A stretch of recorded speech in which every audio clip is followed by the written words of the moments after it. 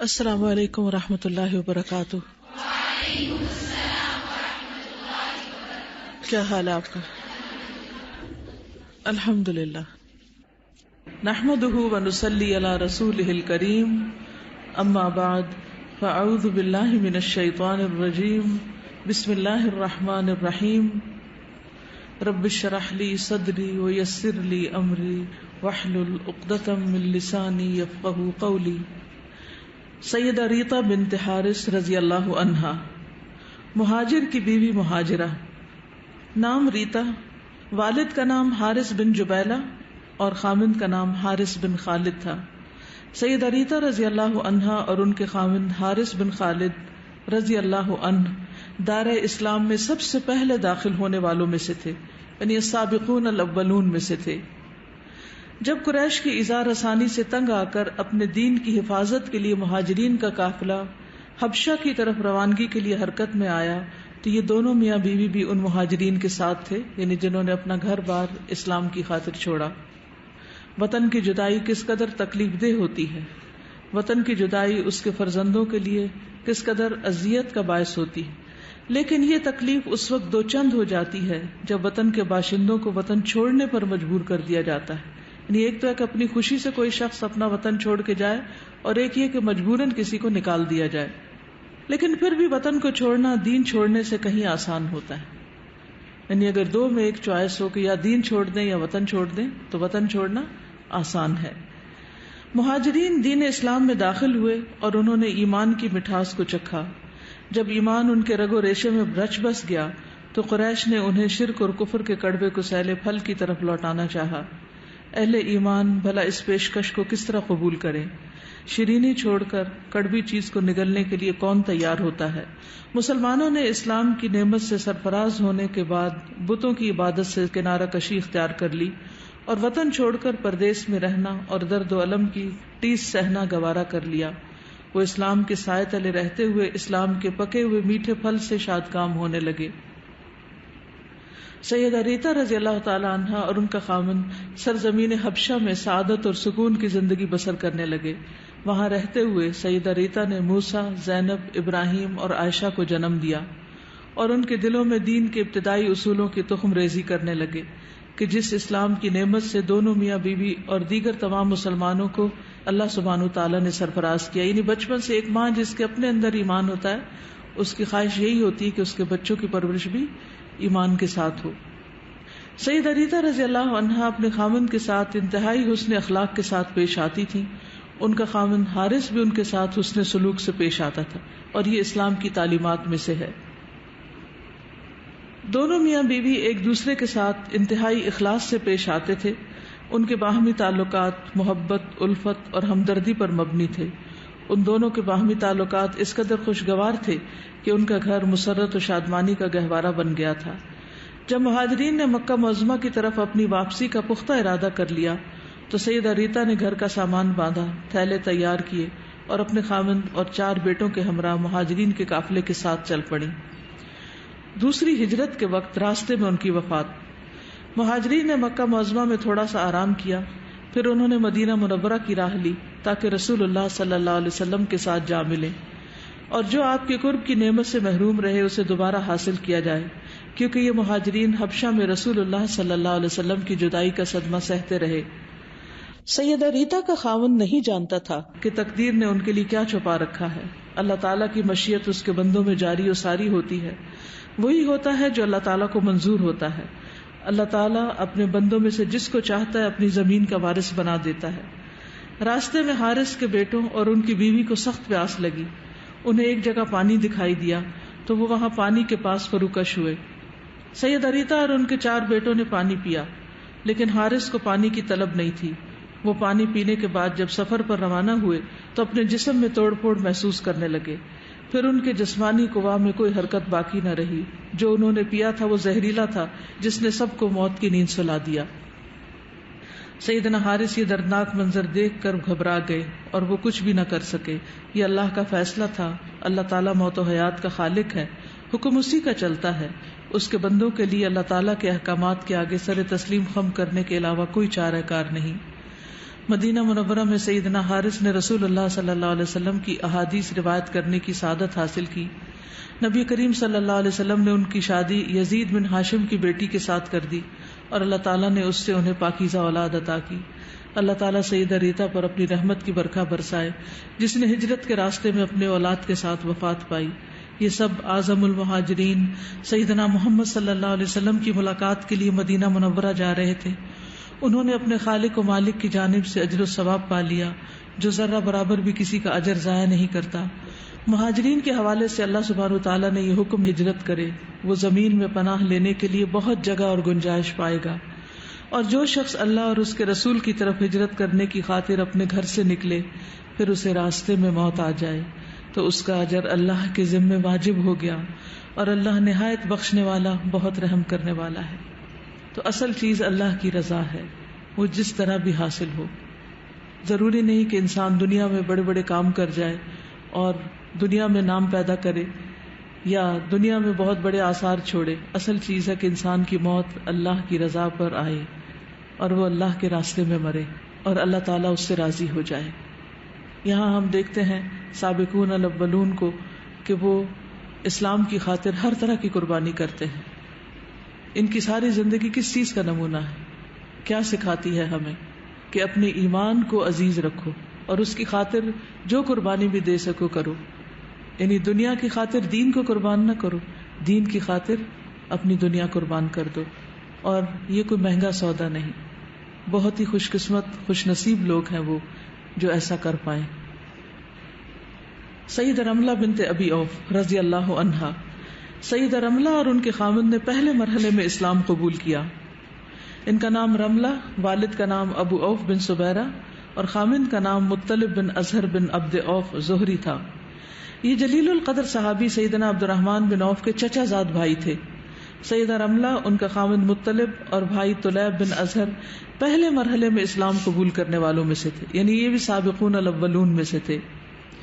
وہ اس وقت اسلام کے جھنڈے تلے آ گئے جبکہ آفتاب اسلام ابھی مکہ کے پہاڑوں اور میدانی علاقوں میں ذو فشاں ہوا ہی تھا. یہ نبی کریم صلی اللہ علیہ وسلم کے دار ارقم بن ابی الارقم میں داخل ہونے سے پہلے مسلمان ہو گئے تھے. جب قریش نے یہ محسوس کیا کہ دین اسلام ان کے لیے خطرناک ہوگا، اسلام کے آنے سے ان کی حکمرانی جاتی رہے گی اور ان کی قیادت اور سرداری خاک میں مل جائے گی، تو قریش نے اسلام کی مخالفت میں جم کر کھڑے ہونے اور اسلام کے خلاف نفرت اور بغض کا اظہار کرنے کا فیصلہ کیا. بعض نادان مشرکین اس مقصد کے لیے کھل کر میدان میں اتر آئے اور انہوں نے خاتم المرسلین کے کمزور پیروکاروں کو ایذا رسانی اور ذلت آمیز سزا کے لیے خاص طور پر نشانہ بنایا. قریش کو اپنی طاقت کا گھمنڈ تھا. انہوں نے کمزور مسلمانوں کو اپنی گرفت میں لانے اور ان پر غلبہ حاصل کرنے کا چیلنج کیا. انہیں اپنے کیے کے انجام کی کوئی پرواہ نہیں تھی. آخر کار انہیں سراسر نقصان اٹھانا تھا. قریش کا مسلمانوں پر ظلم و ستم حد سے بڑھ گیا تو رسول اللہ صلی اللہ علیہ وسلم نے اپنے صحابہ کو حبشہ کی طرف ہجرت کرنے کی اجازت دے دی، یہاں تک کہ اسلام قوت پکڑ جائے اور اس کے پاؤں مضبوط ہو جائیں. سیدہ رملہ کی ہجرت اور ان کے خاوند کی وفات. اب آپ دیکھیں کہ سیدہ ریتا خود فوت ہو جاتی ہیں اور یہاں سیدہ رملہ کے خاوند فوت ہو جاتے ہیں. سیدہ رملہ رضی اللہ عنہا، ان کا خاوند اور بھائی اپنے دین کی حفاظت کی خاطر مہاجرین کے قافلے کے ساتھ نجاشی کے ملک حبشہ کی طرف روانہ ہوئے تاکہ امن اور سکون کے ساتھ اللہ کی عبادت کر سکیں اور نجاشی ظلم و ستم سے مسلمانوں کی کلو خلاصی کرا سکے. سرزمین حبشہ میں رہتے ہوئے سیدہ رملہ نے ایک خوبصورت بچے کو جنم دیا جس کا نام عبداللہ رکھا گیا. بچے کی ولادت سے یہ خاندان خوشی سے جھوم اٹھا، لیکن زندگی ہمیشہ برقرار نہیں رہتی اور نہ ہی زندگی ہمیشہ مسرت و شادمان رہتی ہے. رملہ کا خاوند اور اس کا بھائی وفات پا گئے. اب آپ دیکھیں کہ خاتون دوسرے ملک میں جاتی ہیں اپنے محرموں کے ساتھ اور وہاں جا کر دونوں محرم اس کے فوت ہو جاتے ہیں، جس کی وجہ سے سیدہ رملہ رضی اللہ عنہا غمزدہ ہو گئی. اب انہوں نے اپنے بیٹے کی طرف توجہ دی اور اسے اسلام کے بنیادی اصول سمجھانے لگی. سیدہ رملہ رضی اللہ عنہا نے سوچا تھا کہ وہ زندگی کے تمام غم مکہ میں چھوڑ کے جا رہی ہیں. حبشہ میں اسے کوئی حزن و ملال نہیں ہوگا، وہاں زندگی آرام اور آسودگی سے گزرے گی. اسے یہ معلوم نہیں تھا کہ غموں کی آندھیاں حبشہ میں بھی اس کا استقبال کرنے کے لیے منتظر ہیں. وہاں اس کا خاوند اور بھائی فوت ہو گئے. مہاجرین نے جب سیدہ رملہ کی مصیبت کو دیکھا تو تمام مہاجرین نے یہ طے کر لیا کہ سیدہ رملہ کی مدد کی جائے. مہاجر صحابیات نے سیدہ رملہ کے ہاتھ بٹانے میں کوئی کسر باقی نہ اٹھا رکھی. انہوں نے ان کے اکلوتے بچے کی پرورش میں پوری دلچسپی لی کیونکہ سیدہ رملہ کا یہ پہلا بچہ تھا.